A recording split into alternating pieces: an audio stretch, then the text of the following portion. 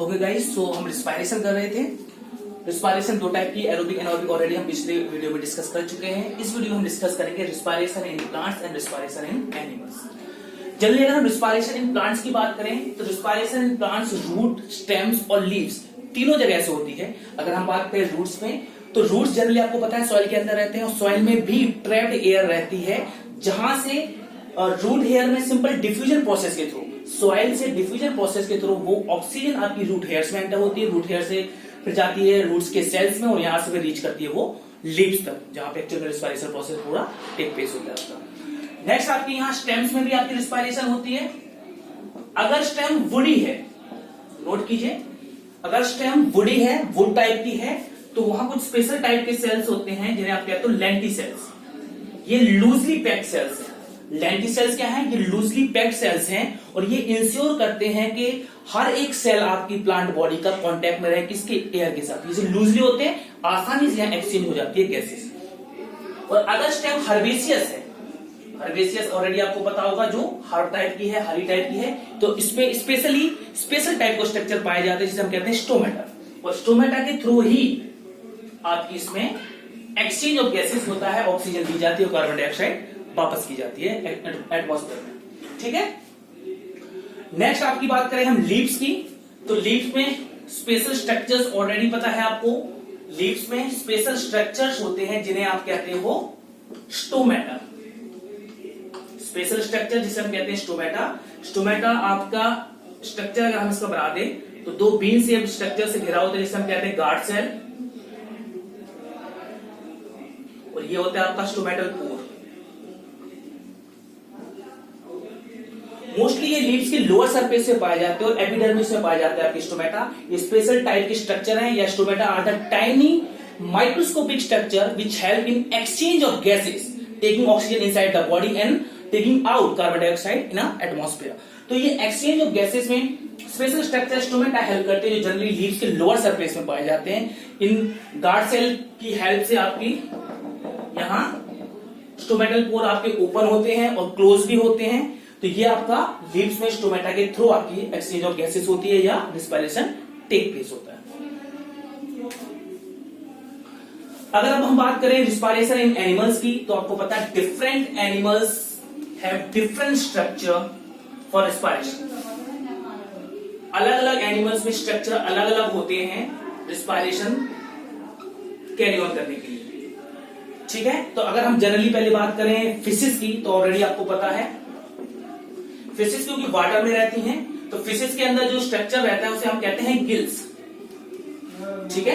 ये गिल्स उसका respiratory structure आप समझ लीजिए। इसी गिल्स की हेल्प से वो ऑक्सीजन लेती है, क्योंकि वाटर में है आपका, तो वाटर में ऑक्सीजन जो होती है वो डिजोल्व फॉर्म में होती है, और डिजोल्व फॉर्म में होने की वजह से इसकी मात्रा पानी में काफी कम होती है। इसलिए फिशेस को या सारे के सारे जानवर जनरली जो वाटर में रहते हैं उन्हें ब्रीथिंग रेट अपना बढ़ाना पड़ता है, जल्दी जल्दी सांस लेनी पड़ती है ताकि ऑक्सीजन की भरपाई वो कर सके, एज कंपेयर टू उन एनिमल के मुकाबले जो जनरली किसके ऊपर रहते हैं? लैंड के ऊपर रहते हैं। उन्हें सांस थोड़ा धीरे धीरे लेनी पड़ती है, उनका ब्रीथिंग रेट लैंड के एनिमल्स का थोड़ा कम होता है, जबकि ब्रीथिंग रेट जो एनिमल्स एक्वाटिक होते हैं, जो पानी के अंदर रहते हैं, उनका ब्रीथिंग रेट काफी ज्यादा होता है ताकि ऑक्सीजन की भरपाई की जा सके। तो गिल्स में क्या करते हैं? जनरली वो पानी को लेते हैं, डिजोल्व वाटर को लेते हैं जिसके अंदर ऑक्सीजन ऑलरेडी डिजोल्व है, और उस पानी को फेंकते हैं किसके ऊपर? गिल्स के ऊपर, जहां पे ऑक्सीजन उस वाटर से निकाल के ब्लड के अंदर मिला दी जाती है और पहुंचा दी जाती है डिफरेंट डिफरेंट सेल्स के पास रिस्पायरेशन पर्पस के लिए। फिशेस के अंदर गिल्स के थ्रू होता है आपका। अगर हम एम्फीबियंस की बात करें, स्पेशली नॉट कंप्लीट एम्फीबियंस, अगर हम फ्रॉग की बात करें स्पेशली, जो कि एम्फीबियंस है, पानी में भी रहता है, लैंड पे भी रहता है, तो फ्रॉग या एम्फीबियंस जनरली आपके इकलौते ऐसे जीव हैं जो दो या दो से अधिक तरीके से रिस्पायरेशन कर सकते हैं। इनके पास गिल्स भी होते हैं, पानी के अंदर ये गिल्स के थ्रू कर सकते हैं। इनके पास लैंड के ऊपर लंग्स भी होते हैं, अगर लैंड के ऊपर है, टेरेस्ट्रियल है, तो भी ये थ्रू लंग्स ही अपना वो करेंगे, एक्सचेंज ऑफ गैसेस करेंगे। और इवन इनके पास मॉइस्ट स्किन के थ्रू भी कर सकते हैं। मॉइस्ट स्किन मतलब अपनी स्किन के थ्रू, गीली स्किन होती है, इसमें सिंपल डिफ्यूजन प्रोसेस है, स्किन के आर पार आपकी इनकी ऑक्सीजन और कार्बन डाइऑक्साइड डिफ्यूज इन और आउट होती रहती है आपकी। तो फ्रॉग्स आपके इन तीनों तरीके से कर सकता है। इकलौता ऐसा ग्रुप है जो जल्दी दो से अधिक तरीके से रिस्पायर कर सकता है।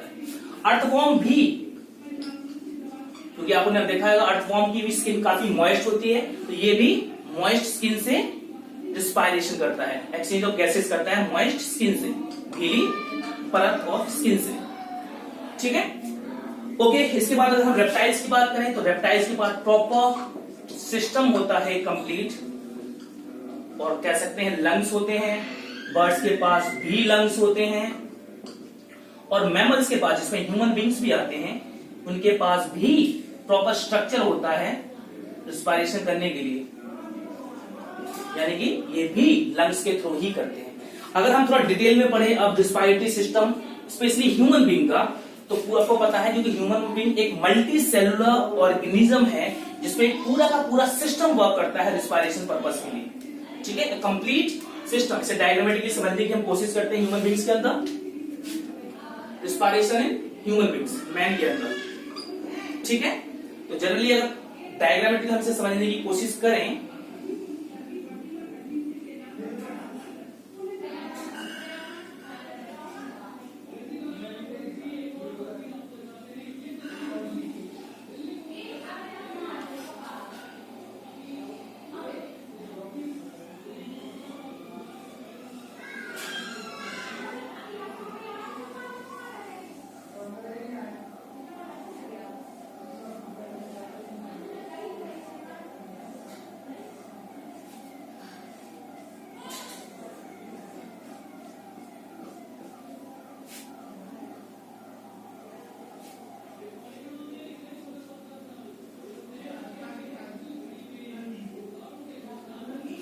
ओके, ये आप समझ लीजिए नोज है, ये नसल पैसेज है,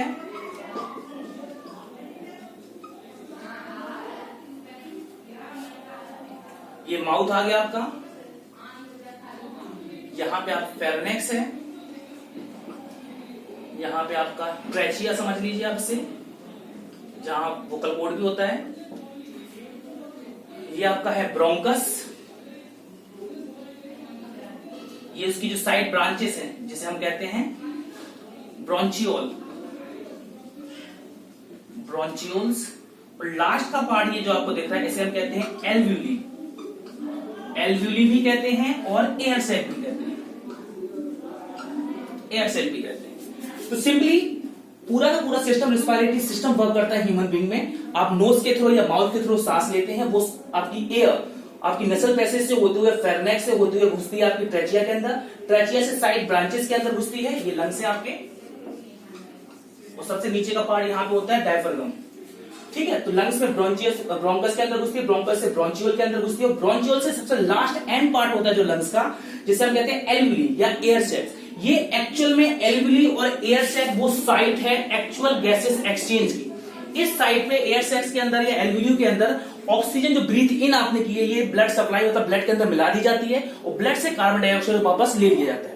आपको ह्यूमन के अंदर स्पेशल रिस्पायरेटरी सिस्टम के अंदर एक रिस्पायरेटरी पिगमेंट होता है हीमोग्लोबिन, आपको पता है ये आरबीसी रेड ब्लड सेल के अंदर आता है हीमोग्लोबिन, ये आपका रिस्पायरेटरी पिगमेंट है। इसी के साथ ऑक्सीजन अटैच होकर ब्लड के थ्रू आपकी डिफरेंट डिफरेंट सेल्स के अंदर ट्रांसफर होती है, और कार्बन डाइऑक्साइड जो ट्रांसफर होती है मोस्टली होती है डिसॉल्व फॉर्म में, बाइकार्बोनेट के फॉर्म में। कार्बन डाइऑक्साइड बाइकार्बोनेट के फॉर्म में, डिसॉल्व फॉर्म में H3O negative, carbon dioxide H3O negative bicarbonate के फॉर्म में, डिसॉल्व फॉर्म में प्लाज्मा के थ्रू आपकी ये ट्रांसफर होती है एक्सेल, क्योंकि एक्सेल कार्बन डाइऑक्साइड ऑक्सीजन हमेशा होती है कहां, एयर सैक के अंदर या एल्वुली के अंदर। ये एक्चुअल में साइट है जहां पे गैसेस एक्सचेंज होती है। ऑक्सीजन जाती है हीमोग्लोबिन के थ्रू, एक हीमोग्लोबिन से 4 ऑक्सीजन मॉलिक्यूल आपके अटैच हो जाते हैं, और ये डिफरेंट डिफरेंट पार्ट तक आरबीसी के थ्रू हीमोग्लोबिन के थ्रू ट्रांसफर होती है। जबकि कार्बन डाइऑक्साइड उस साइड से, जो आपका एंड प्रोडक्ट है आपका कार्बन डाइऑक्साइड का, वो उस साइड से कैसे ट्रांसफर आता है, प्लाज्मा के थ्रू हाइड्रोजन बाइकार्बोनेट के फॉर्म में दोबारा से एल्वुली तक लेके जाते हैं, और फिर जब ब्रीथ आउट करते हो तो बाहर निकल जाते हैं। तो ये पूरा प्रोसेस था प्लांट और एनिमल के अंदर रेस्पिरेशन।